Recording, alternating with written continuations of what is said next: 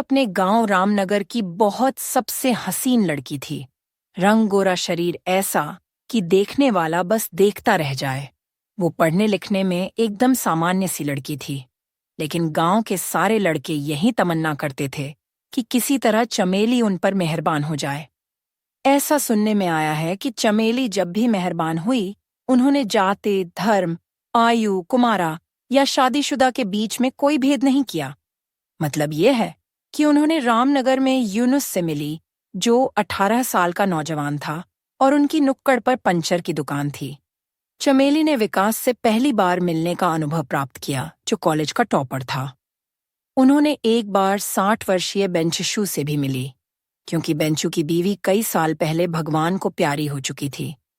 चमेली के मन में सबके लिए बड़ा प्यार था। चमेली के लिए जब फुर्सतगंज से ठाकुरों के खानदान से रिश्ता आया, रामनगर तो मानो एक राष्ट्रीय शोक में डूब गया। जो लोग चमेली को चाह रहे थे, वो तो दुखी थे ही, पर उनसे ज्यादा वो लोग दुख में थे, जिन्हें यह उम्मीद थी कि उन्हें कभी न कभी चमेली का प्यार मिलेगा। चमेली के पिता गंगा प्रसाद ने चमेली की शादी बड़ी धूमधाम से की। चमेली की मां के मरने के बाद गंगा प्रसाद का जीवन काफी कठिन रहा था, और वह चाहते थे कि वह चमेली के विवाह के बाद वह अपने जीवन के बारे में फिर से सोचेंगे। शहनाइयों के बीच चमेली का विवाह हुआ और अपने पति विकास ठाकुर के साथ उनकी पुश्तैनी हवेली आई। उनके ससुर रविंद्र ठाकुर फुर्सतगंज के जाने माने जमींदार थे, और हवेली के मालिक भी ठाकुर परिवार में रविंद्र और उनके 3 बेटे थे। विकास सबसे छोटा बेटा था। अनिल और राजेश विकास के 2 बड़े भाई थे। यह बात सभी को अजीब लगी को रविंद्र सबसे पहले अपने सबसे छोटे बेटे का विवाह क्यों कर रहे हैं। गंगा प्रसाद की तरह रविंद्र की पत्नी कई वर्ष पहले ईश्वर को प्यारी हो चुकी थी। अनिल एवं राजेश ने कुंवारा रहने का निर्णय लिया हुआ था। राजेश और अनिल खेतों का पूरा काम देखते थे। चमेली का पति विकास तो खेतों पर पार्ट टाइम ही काम करता था। वह बगल के शहर सहारनपुर में एक टेक्सटाइल मिल में काम करता था। चमेली ने अपने विवाह के बाद अपना काम ठीक से संभाला। शीघ्र ही वह हवेली और खेतों की मालकिन बन गई। खेतों के मामले में उसने सारे काम किए, पर परिवार के मामले में चमेली ने और भी ज्यादा काम किए। चमेली को पता था कि पूरे ठाकुर खानदान में वह एक अकेली औरत है। उसे पता था कि उसके परिवार में 4 मर्द हैं जिन्हें उसकी जरूरत है। चमेली के जीवन में यह नया चैप्टर था। उस दिन शाम को चमेली के पति विकास की रात की शिफ्ट थी। वह शाम को 6 बजे अपनी मोटरसाइकिल में सवार होकर अपनी नौकरी करने टेक्सटाइल मिल चला गया। चमेली ने शाम के सारे काम सामान्य तरीके से किए। उसने स्नान किया, टीवी देखा और गुलशन नंदा की नावेल पढ़ने लगी।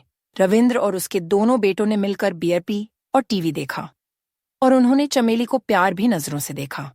चमेली को यह बिल्कुल पता नहीं था कि उसे एक ससुर और दोनों देवर उसके बदन को निहार रहे हैं। सारे उसे किसी तरह से शीशे में उतारने की मन ही मन योजना बना रहे थे। चमेली, जो इन सब बातों से अनजान थी, थोड़ा जल्दी ही अपने बिस्तर पर चली गई। उसे पता ही नहीं चला कि कब उनकी आंख लग गई। उसको न जाने कैसे कैसे स्वप्न आए। घने अंधेरे कमरे में चमेली की नींद टूट गई। उसने तुरंत महसूस किया कि कोई चीज उसके पैरों के बीच में थी। उसे लगा कि यह उसका पति विकास है। चमेली इस समय तक पूरी तरह से जाग गई थी। उसे अच्छी तरह से मालूम था कि यह इंसान उसका पति नहीं है। चमेली ने शादी के पहले कई लोगों से मिली थी, पर जब से शादी की बात हुई थी, उसने अपने पति विकास के प्रति वफादारी का फैसला लिया था। पर इस समय जो भी उसे प्यार कर रहा था, उसको अच्छा लग रहा था।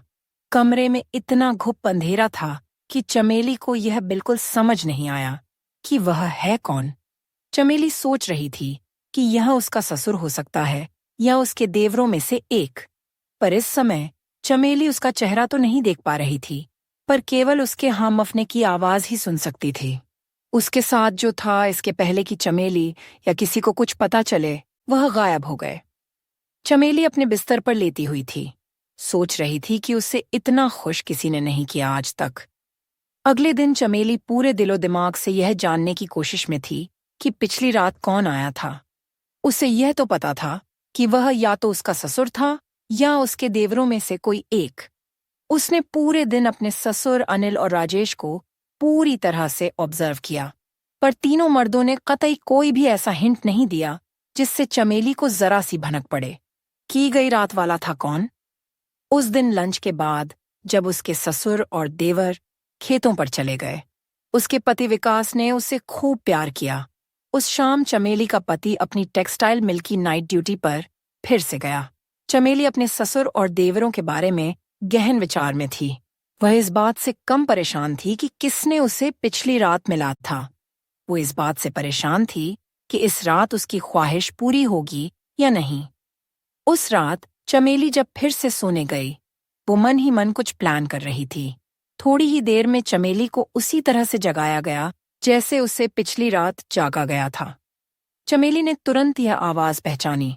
यह तो उसका ससुर रविंद्र था।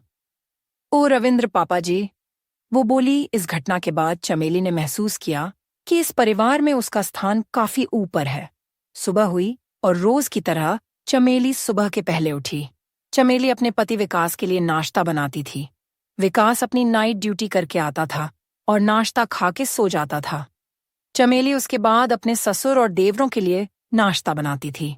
सामान्य तौर पर उसके ससुर और देवर 7 बजे तक नाश्ता करके खेतों की तरफ प्रस्थान कर जाते थे, पर आज उसके ससुर ने अनिल और राजेश को खेतों पर भेज दिया पर खुद नहीं गया। चमेली रसोई में बर्तन धो रही थी। तभी उसने कुछ महसूस किया। मूड कर देखा तो पाया कि ससुर जी खड़े हैं, मुस्कुरा रहे हैं।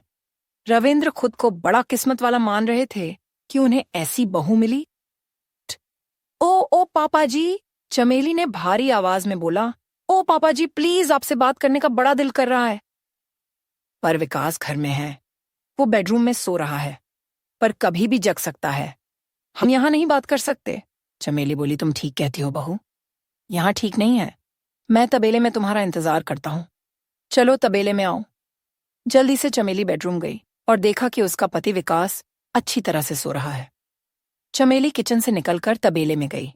उसके शरीर में एक अजीब तरह की इच्छा थी। चमेली ने तबेले में प्रवेश किया और देखा कि उसके ससुर रविंद्र वहां बैठे थे। थोड़ी देर बाद, इसके पहले कि चमेली का पति विकास उठे, उसने खुद को ठीक की और घर में चली गई। रविंद्र खेतों पर राउंड मारने निकल गया। चमेली को पता था कि उसके अच्छे दिन आ चुके हैं और बहुत ही खुश थी। चमेली जब से शादी करके फुर्सत गंजाई थी, हर रात कोई उससे चोरी से मिल रहा था।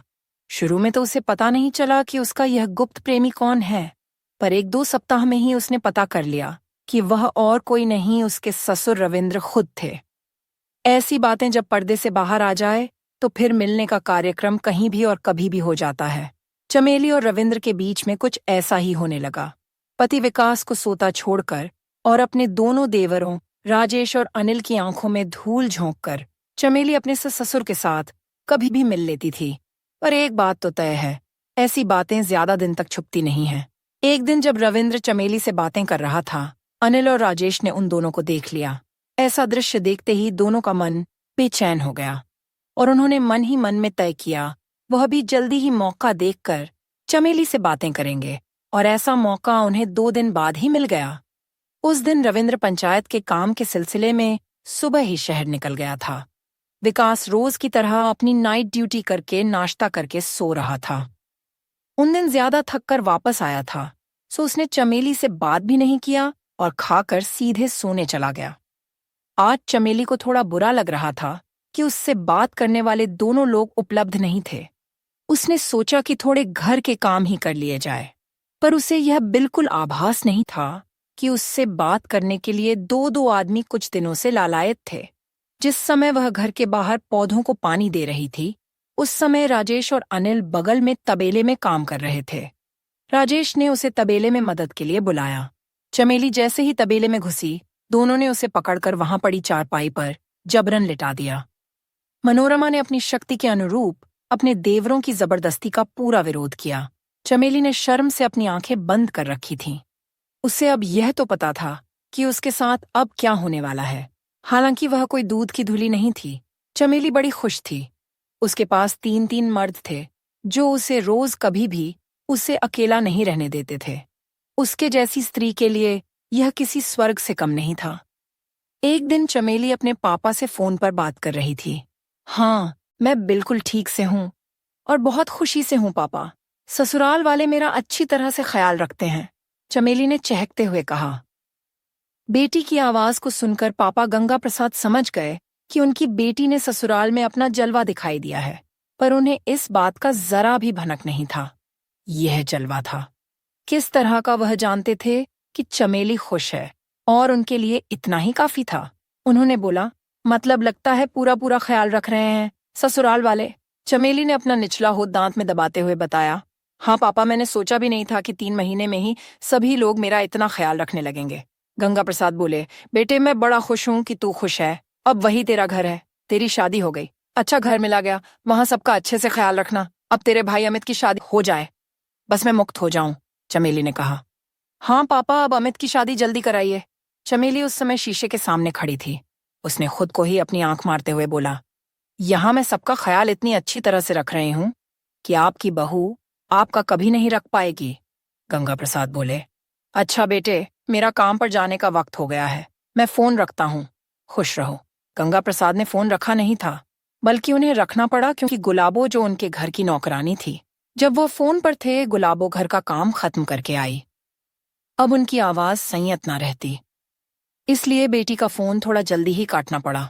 बेटी को बोलना पड़ा कि काम पर जा रहे हैं, और बेटी को यह बिल्कुल अंदाजा नहीं था कि उनके पापा कौन से काम पर जा रहे हैं। गुलाबो, तेरी मुंह बड़े कमाल का है, बड़ा आनंद आवे है मन ने। वह दोनों इस बात से बिल्कुल बेखबर थे कि खिड़की पर खड़ा अमित उनके यह सारे कार्यकलाप देख रहा है। अमित आज अपनी सुबह की दौड़ से जल्दी घर आया, और जब पापा को बात करते सुना तो सोचा कि वह भी दीदी से बात कर ले, पर खिड़की से देखा कि बात चीफ के साथ गुलाबों की उनके पापा से डायरेक्ट बात चल रही है, तो वह वहीं ठहर गया। गुलाबों का पति हरिया गंगा प्रसाद के खेतों का प्रमुख था, वह अन्य नौकरों का सुपरवाइजर था। अमित को यह पता नहीं था कि गुलाबों की यह हरकत हरिया की पूरी रजामंदी से हो रही है।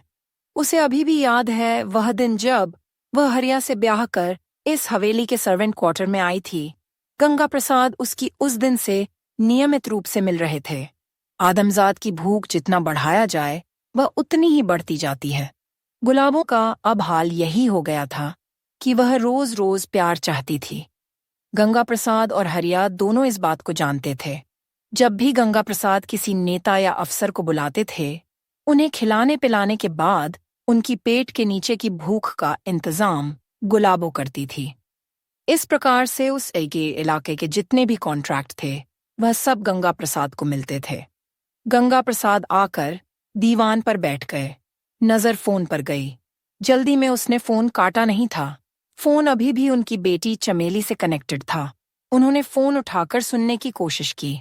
किसी ने उनके प्रलाप को सुना तो नहीं, उधर से कोई आवाज नहीं आई, पर जैसे ही गंगा प्रसाद के सासे फोन से टकराई, चमेली की तरफ से फोन कट गया। गंगा प्रसाद को पक्का नहीं पता चला कि चमेली ने कुछ बातें सुनी है या नहीं, पर दूसरी तरफ चमेली अपने पिता की बातों को फोन पर सुनकर पूरी तरह बेचैन हो चुकी थी, और वह विकास को जगाकर उससे बात करने का प्लान बना रही थी। उसे अब पता चल गया था कि उसकी आदतें उसने अपने बाप से ली हैं।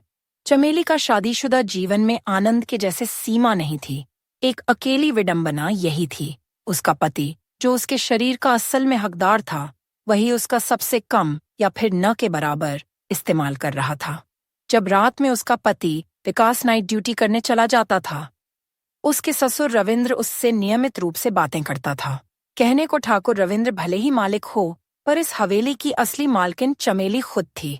वह एक गर्मी की सुबह थी। चमेली के ससुर रविंद्र खेतों के राउंड पर निकले हुए थे। राजेश और अनिल को चमेली से मिले हुए लगभग 1 सप्ताह हो गया था।